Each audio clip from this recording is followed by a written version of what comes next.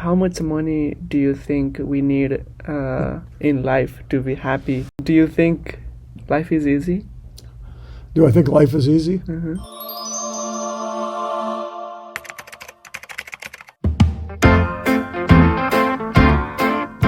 You are the man with history.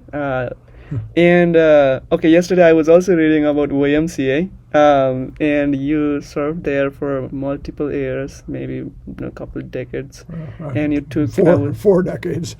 I was reading, you took the membership 3,000 to 57,000, and I was like, wow, it was like that is not, the simple effort will not work there, and it requires huge leadership skills, and you're being far too kind there. I mean, I've far too kind. I've never really gotten anything done except when I surround myself with good people, and that's the one skill I think I do have, is I've been able to find talent, align that talent around a common goal, and then get out of the way.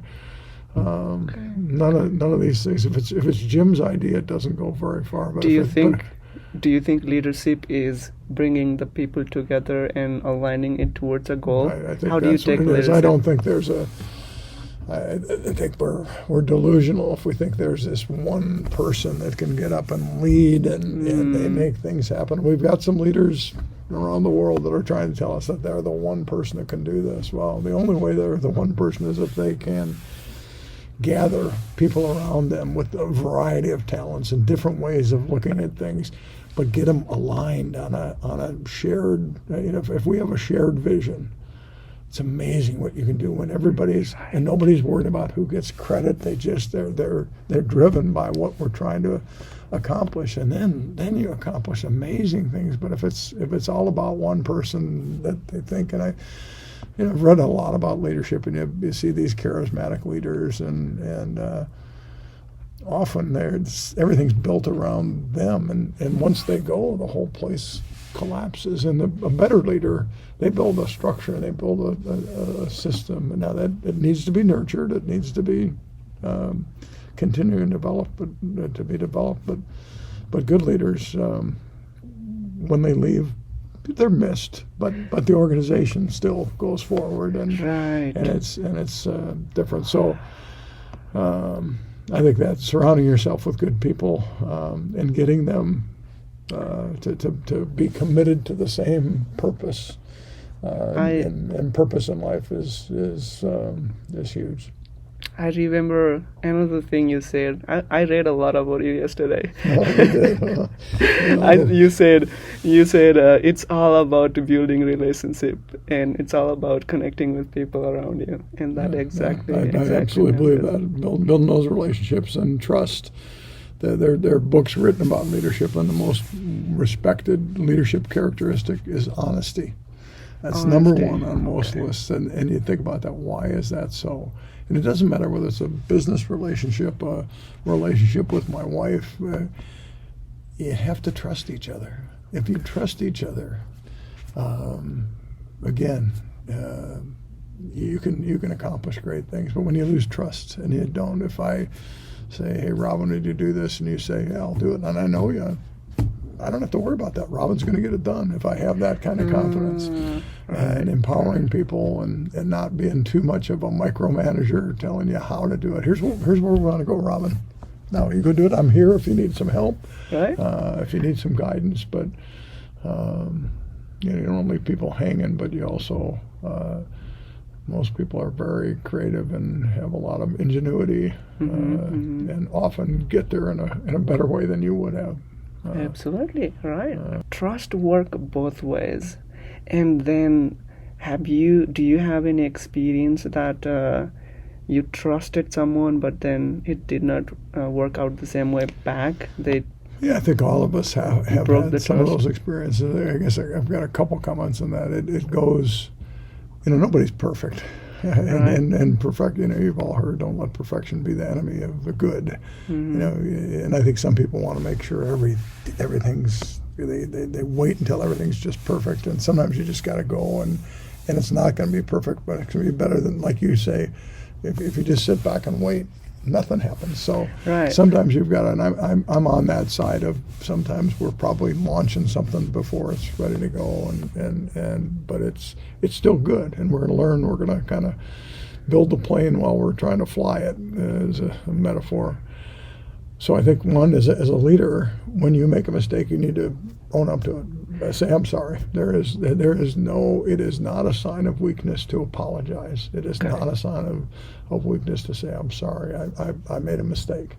I think it's a sign of strength. It's a sign of maturity, but you don't see it that often. Everybody wants to blame everybody. Again, I look at some of in the political world, and it bothers me when people act like everything they do is right and it's somebody else's fault. No, we all make mistakes, and I don't care what your position or your title is, own up to it. And I think when we do that, and so, if I let somebody down and I drop the ball, I'm gonna tell them that. And I've had people do that, and so but you don't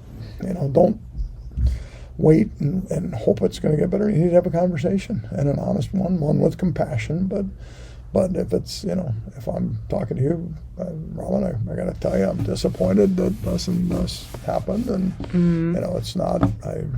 We all have those things, but I'd like to see, this is what I hope we can see, and have that dialogue. Listen to you a little bit, but things generally don't get better without having some sort of a conversation and an opportunity to improve, and use it as such. Hey, this is a chance to learn. We all learn from failure. And if you don't give people any opportunity to fail, they don't learn. Wow. I'm learning more than I've ever learned in any leadership classes today. Jim, my personal experience is I struggle with this a lot. At least I want to feel and believe that everybody in this world is good, everybody is awesome, but sometimes I just encounter really bad people, and they may not be bad people overall, but then to me, I get hurt or something like that. Incident happens such that they turn out to be bad people to me. How do you see this? Like, do you believe everybody is good? Everybody is good. It's a profound question. I wish I had a great answer, but a couple of things. I start out by a couple of things, and one comes out of the Davis, or the United World College movement, where a lot of our international students, and it's presume positive intent. Mm-hmm. Don't assume that somebody's doing something to be bad or negative. So start with that premise. That doesn't mean they're not, but it's a better place to start from than assuming right away that. And actually, we do an exercise sometime I'll have you participate in, where I call it Here I Stand, where it just demonstrates how we make assumptions. So I'll give you a homework assignment too. I want you to watch a video called the Cleveland Clinic Empathy video. I'll try to remember to shoot it to you, but it just shows how sometimes you don't have the context, so you make an assumption that somebody's being mean or rude. Well, you don't know what might have happened. Maybe they just lost a pet, their prize dog, their longtime friend, and you don't know that, and so they may be a little shorter. They may look. So sometimes making those assumptions is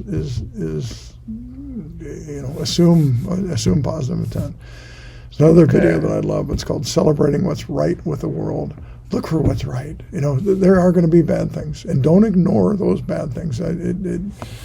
Somebody has to address things that are bad in the world and people that are bad in the world. But if we start with trying to celebrate the good things, then I have some energy left to address the things that are bad. If all I ever do is look for bad and assume this is bad, and for my mental health, that's not good. I have to turn off the news sometimes. I don't watch it all the time. I make a point of watching things that are going to be positive. I don't totally ignore that. I've got to stay in touch with the reality of the world, where I don't know what things do need to be fixed. Do But you? find places that bring you joy, that lift you up, and tell people that we don't do as much of this here as I did in my former life. But we had these cards we would have, and I would probably write 10 a day, where I just write, Robin, I watched you walking across campus, and I saw you picking up trash as you were walking, and thanks for doing that, Jim. I just hand a card to you, and so just catching people doing things right I think is another good leadership skill. When you become a person that's in a position of leadership, you've got a title, and unfortunately there is positional leadership that all you ever really have is influence. But when you've got a title, there's a power dynamic there. You don't want people going, oh, here comes the boss. He's going to come find us doing something wrong. Or they're always, every time they come around, they're correcting us on things. I hope that as a person who's got a title of co-president, people are, oh, good, he's going to come and probably give us a pat on the back and probably look for that thing that we're doing right. And I learned that from a lot of great supervisors. Then when you do have to go back and address something that's not right or even bad, it's you have more credibility, and there's more chance you can get it fixed. I wish I could say there aren't bad people in the world. You wish you could say? There are, and we can't. They can do some serious damage, and we're seeing that unfold right before our eyes right now. There are people, and unfortunately, they're more often than not in my age group. More often than not, males that are making decisions on behalf of a whole lot of people. Right. We end up disliking countries because of a leader. People in those countries don't always represent that leader. So again, we got to be very, very careful about making those stereotypical decisions. It's pretty hard with the vast majority of people to have the kind of conversation you and I are having and not like the person you're sitting across. Grow in your admiration and your love and your respect for that person. But it's real easy to do it behind a computer screen, to get on there and send a nasty message and be hurtful. And I don't know why that is, but it's just way easier to do that. But looking somebody in the eye. Right. Sadly, we've moved. The norms have moved. I'm seeing behaviors now that I never thought I'd see that are just mean, and I have little patience for that. But it can suck me into a bad place where I don't have the energy to go address it. So I get my energy out of really focusing on all the wonderful things, the beauty in the world and the goodness in the world, without thinking that there's nothing that needs to be fixed. There's lots of things that need to be fixed, but I can't do it from a place of kind of drowning in my own sadness and sorrows, and I say that also knowing that I'm fortunate not to have, not to struggle with depression, and I get depressed, but it's a temporary thing, and it's situational, but it's not a. Do you get depressed?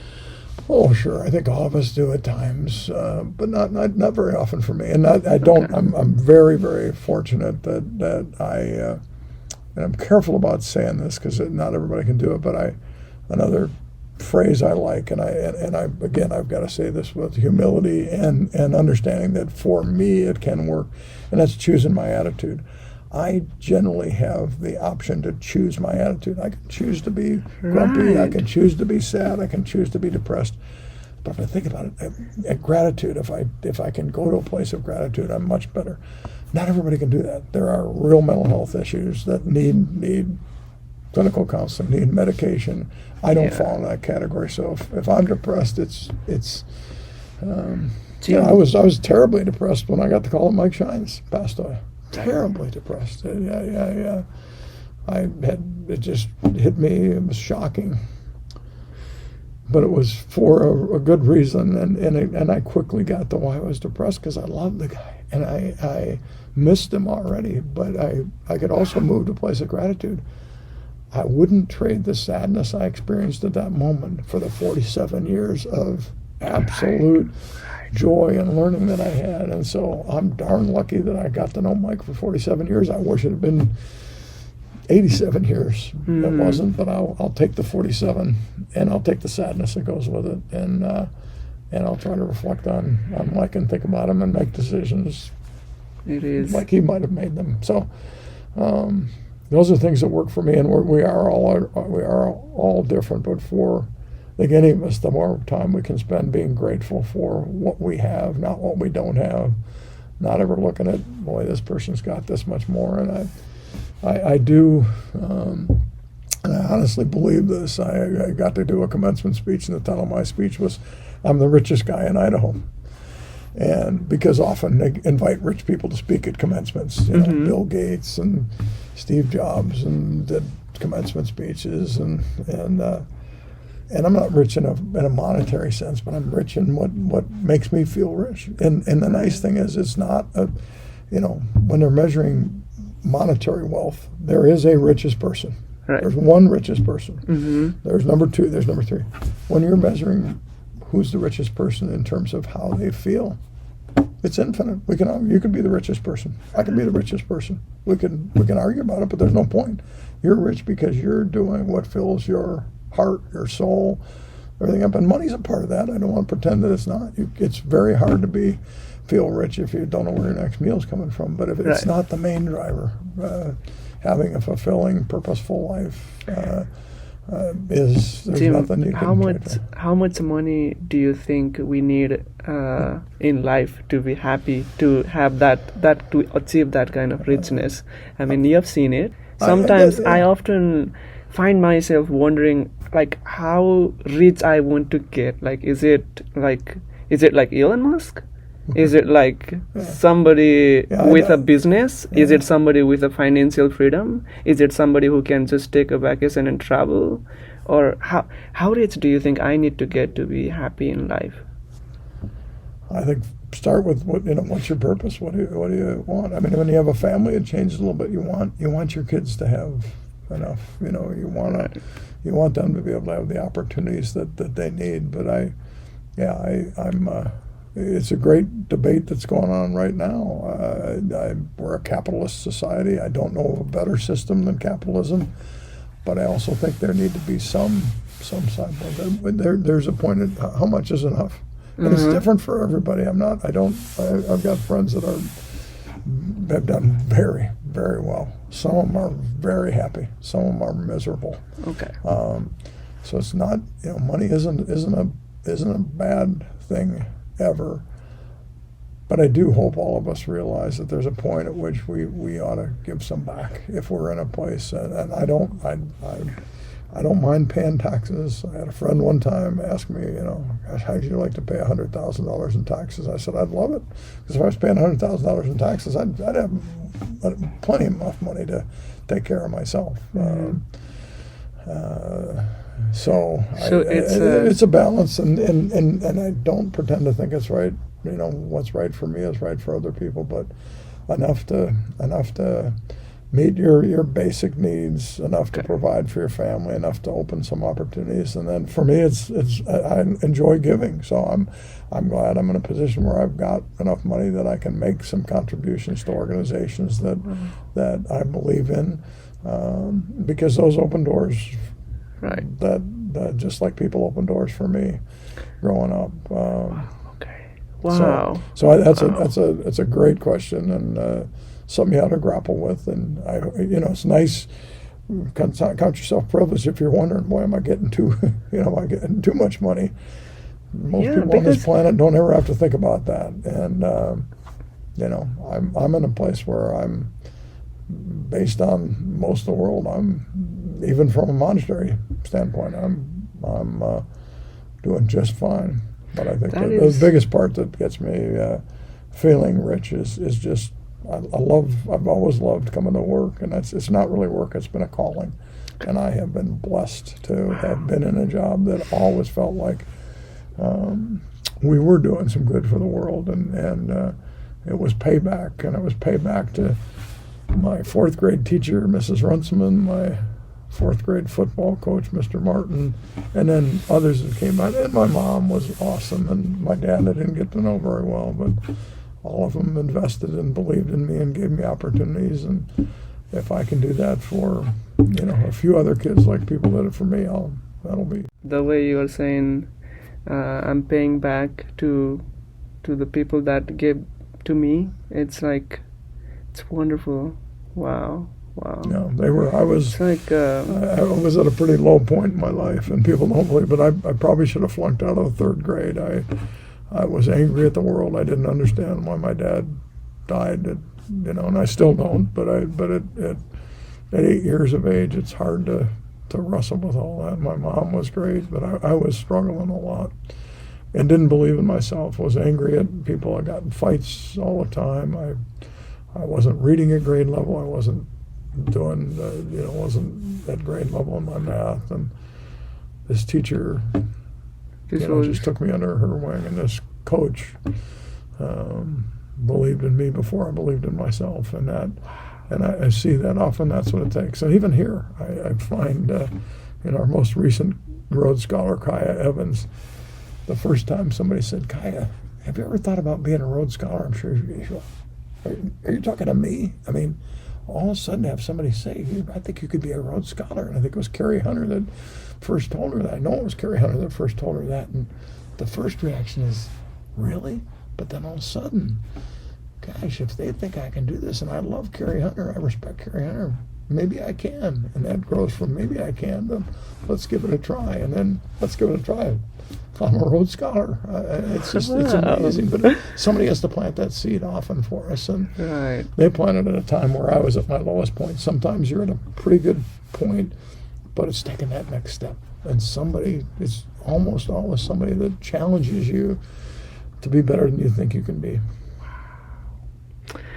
I feel so good listening to you. I can listen to you the whole day.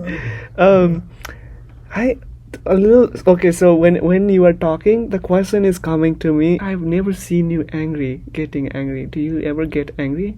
No, I do. I I'd say the same thing about Mike Shines. Mike was this big, strong guy, and I never saw Mike get angry. I try to temper that, but I'm a guy they slay. I show my emotions on my sleeve. So I think one of the things that helps me is you probably, if you've been around me very long, you've seen me cry. It's usually tears of joy, of deep emotion, not of, rarely is it of sadness. Sometimes it's of sadness, but and you can punch me in the nose and I won't cry. But you tell me a story that just fills me with joy, or sometimes fills me with sadness, then I'm going to have some tears. So I let my emotions out, I think, in a healthy way. And at least in the United States, we have this culture of especially with men, I was brought up, men don't cry, and, men are tough, and they don't ever show their emotions. They don't show I do. And I struggle with that. I struggle with it as a young man. It's embarrassing to get up and cry in front of a group of people, and I did it. I've done it hundreds of times.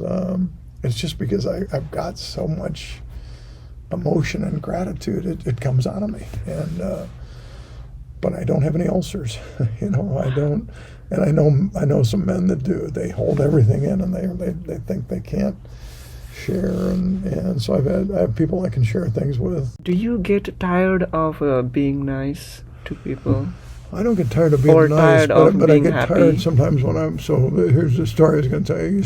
I like to run, and I used to go out for runs, and I went for a run with this guy, and the whole time we'd run, everything was terrible. He just complained about this and that, and whether it was politics, the food he had last night, the movies, everything was.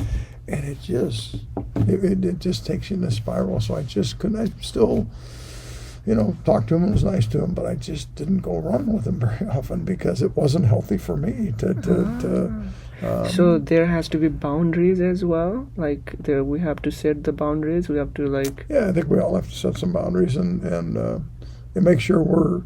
One good principle is you have no capacity to take care of anybody else until you take care of yourself. So if you are If you want to help other people, you cannot be in a position where you're just drowning in your own challenges. That's where you need to find whatever help you need to find, whether it's counseling, whether it's mentors. I mean, we can find it in different places because your capacity to help people is limited by your ability to take care of yourself. And so that's mental, physical, social, emotional, all those things. You have to look out for those every day, and people do it in different ways. Nature's one that does it for me. Getting out into the mountains, getting someplace where I'm in nature. Exercise does it for me.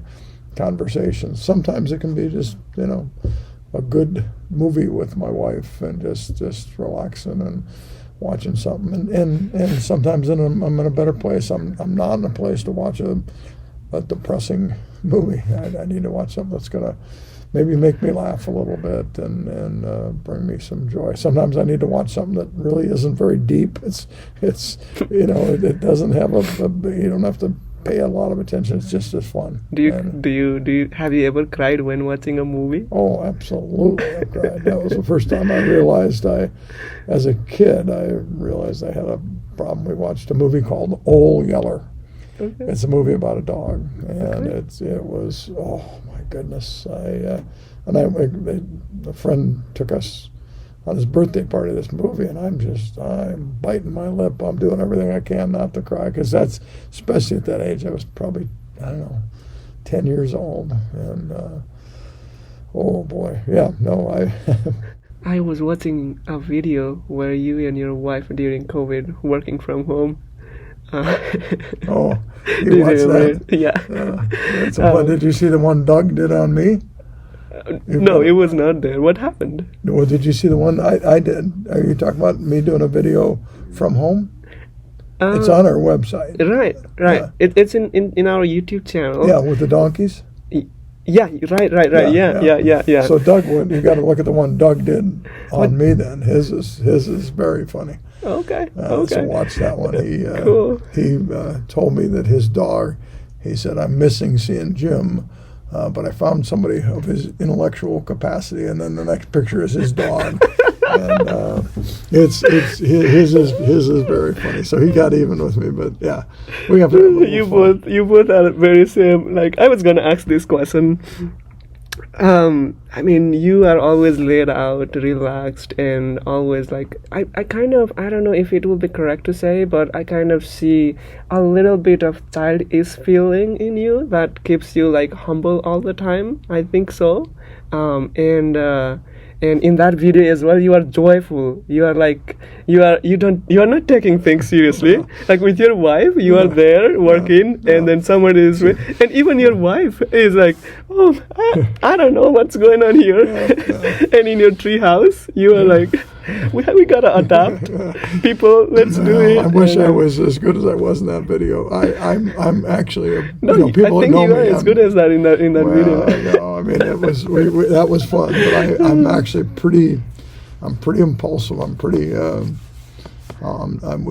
Most people wouldn't call me mellow. Okay. I don't know if you know Marty Holly. Both of us are pretty. How would I put it? A little bit hyper. We're always going and doing stuff, but I find find ways to channel that. But I feel like you have great sense of humor as well. Wow. Do you? How can I have great sense of humor? What do you say? If I want to be funny, if I want to be joyful and likable by people? Oh, I think some humor is being a bit self-deprecating, pointing the humor at yourself. Knowing who you are and picking on some of your and being okay with it. So my coping mechanism for crying in front of people, I never knew what it was until I was up. We were giving a woman, her name was Penny Atkins, we were giving her an award. This was when I was at the Y. And she started crying. And she said, I guess it's time to pull up my socks. Everybody in the crowd started laughing, and I'm going, what are they? And I thought, they're laughing at me, because that's what I do. So you can't see it on the podcast, but when I start to cry, I'm usually standing at a podium or something, and so I'll just bend down and I'll reach down and I'll tug at my socks, hoping I'm going to compose myself, and I never do. It never works, but I guess it buys me a little time. But when she said that, so being able to laugh at yourself, sometimes jokes are pointed at others, and you better, make sure you don't cross a line with those others. I think is important. But like in that video, I poked a little fun at Doug and Marty, and Right? but a lot of the humor was poked at myself, and so if you're poking fun at somebody, it ought to be somebody that knows you love them, and you're doing it out of doing it. And Otherwise, it Doug can't. does it. Doug does it all the time. So I don't know. I don't. I enjoy humor. I need humor. I need to be around people that can make me laugh and find ways to. I think there's a stat that I saw one time that babies laugh something like 80 to 100 times a day. Adults laugh. If you can laugh 2 or 3 times a day, it's a good day. What's wrong with that? We need to find joy and find laughter, and it's a great stress reliever for anybody. Just by looking at you, Jim, anybody, not only me, can learn a lot. We can learn from each other, Yesterday- Robin, and I learn a lot from you. Have you learned anything The day I from met me? you, I remember meeting you, and you just had that smile and that energy and that curiosity, and so keep doing what you're doing. You're gonna impact a lot of lives, and it goes by quickly. So, don't sweat over trying to think, boy, I've always got to be on purpose. I've got to be, you want to be as intentional as you can, but you also just have some time to just take it in and not clutter your mind too much at times. But find purpose and live a life that's with intention and with the greater good in mind, the common good. Not ask yourself, there's some principles out of a book called 7 Habits of Highly Effective People, and it's an old book, but I still refer to it. Is that all the your time. favorite book? It's great, and one of my favorites is Think Win-Win. I think so many people think win-lose. How do I win this thing? First thing is think, if Robin and I are in something, how do I figure out something where we both win, where we both gain something? And if you can do that, you're going to have a lot of success in life, because many successes are built on team effort, on partnerships, on organizations that may look way different coming together for a common purpose. And the first thing you look at is not what's in it for us, what's in it for them. What can we do to help them? And if you do that right, they're going to come back and do the same thing. And 1 + 1 is going to equal more than 2. Right. Wow. I just have tons of good feelings right now. Yesterday I posted this. So since you said yes to my email, I could literally not feel asleep. And I yesterday I posted this question to the group chat. We have the ISO group chat, and I posted them. If you could ask a question to Jim right now, what could it be? And some of them sent me messages saying, why are you stepping down from co-president role? I think a lot of people are kind of shocked about it, and they are gonna miss you badly to see as a co-president. Oh, thank you. I What get a is- little what emotional. is it? Here, one, thank you. I'm not going anyplace. We don't want you to go I'm switching anywhere. roles, and hopefully this will give me, time to help the college even more, focus on raising money, because that's, we get so many students that come here that don't have much financial means, and so if Doug and I, when we talked at the front end about a shared vision, the shared vision Doug and I have is we'd love to get this college to a place where no one who's earned the opportunity to be here has to say, I can't come here because I can't afford it. If we could get to that place, we would be thrilled. We're not there, but we're going to keep working at it. And so I'll be focusing my energy there. I hope I also have an opportunity maybe to spend even a little more time with students and doing some things, the pizza with the presidents and some of those things where we learn from each other, and we develop this culture of caring and an inclusive. We want everybody. The other thing we hope is that everybody comes to this campus has an absolute sense of belonging, and they know they're valued. Every single person. And so I was talking about having to terminate people. It pains us, and it better pain us every time a student leaves the college. They came here with hopes and dreams and aspirations, and it's our job to do everything we can to help them fulfill those. We can't do it for them, so sometimes it doesn't work, but if we ever don't make every effort to do that, it's tough. So, I get to an age, so I left the Y. I loved my job there.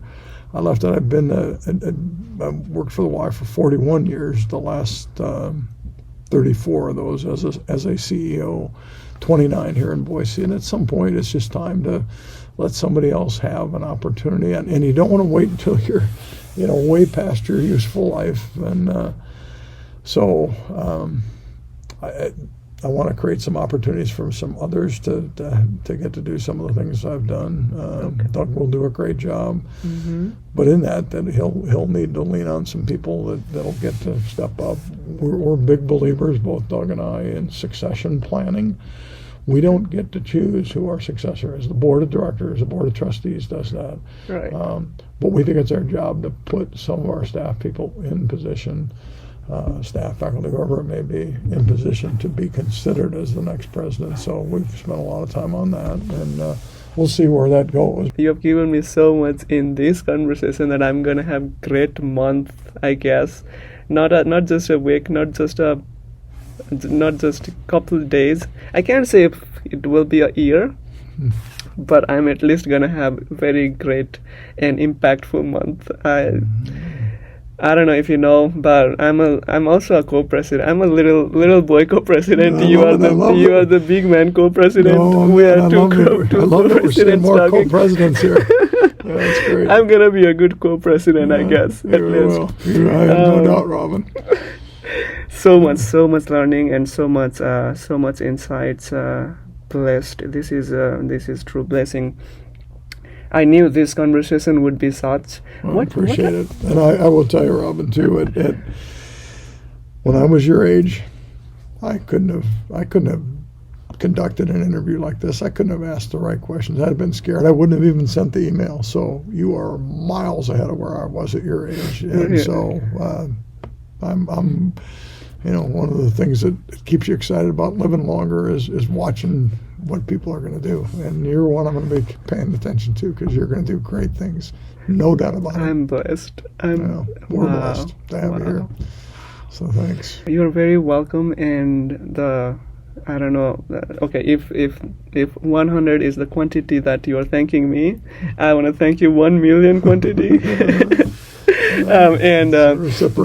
This is true blessing for me. As I said, this is definitely a milestone in my podcasting career. Today, the people who are watching us, my friends in Nepal, they are same as I am. So overall for life, the people, my friends who are watching, the same age, what would you say to us?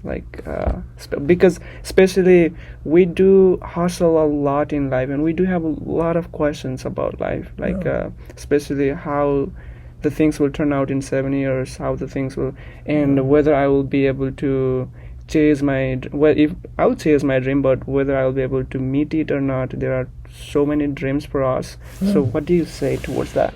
I love the question. I mean, don't ever give up your dreams. So I have a bunch of words that start with the letter P that I like to say. Purpose. If there's one word, remember, find your purpose. Keep looking for your purpose, and it might change and as you get to different stages. And you might even take a stab at writing what is my purpose in life. If you can write it down in 10 words or less, that's great. That's what you're here. That's what you're on this planet to do. Principles. What are the principles? What are the values that drive you? Stick to those values. I mean, again, learn from others. The values can be informed by learning from different people, but be true to and there's some values that I hope don't change and cross all cultures. Honesty is a good thing in any culture. Kindness is never a bad thing. Some of those things that are universal. possibility is another one. Always be a person that thinks of possibility. What's the possibility? Positivity. Be positive. You've got to be an optimist. You've got to believe that things are possible, and be positive that you can you can make those happen. And positivity is contagious. Perspective is another P word. Be open to different perspectives, and don't get so locked into making assumptions. See things from different angles, but process process is important. How you get there. I'm not a big one that the end justifies the means. The means are important. How you get there is important. The journey is as important as the end result. Patience and persistence. You've got to have patience. You also have to have persistence, and they're kind of a yin and a yang. They pull at each other. Mm-hmm.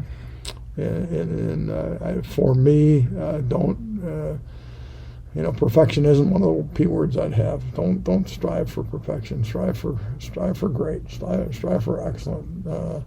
But you never reach perfection, and sometimes you sweat so much about something being perfect that you don't get anything done. So, get enough information. Listen to people. But be decisive. I know people that they just have to get every bit of information, and you're never going to have it all. So get enough. Be informed. Don't make and sometimes just trust your gut. Trust what feels right, and that won't always be the right thing, but more often than not it is. So those are some of the. And then the other P words: peace. Be at peace with yourself as a person. You put your head on the pillow at the end of the evening, be at peace that you're doing the best you can, and if there's there's always room for improvement. You're gonna try to do that. Don't beat yourself up, and pay it forward. Pay it forward. Okay. Pay it forward. Okay. Wow, Jim, thank you for this energy. I cannot believe you are the person with I think one of the highest energy I have felt. Thank you for this energy, and thank you for this time. I'm blessed. This is one of the nicest and most impactful conversation I've ever had. I appreciate Beautiful. Thank you very much. It was great for me, too. And I'm sorry that I took a little more time. That's okay. I want a hug from you. May I get a hug from you? You certainly can. I love you. So I appreciate you. Wonderful. Thank you, Rabin.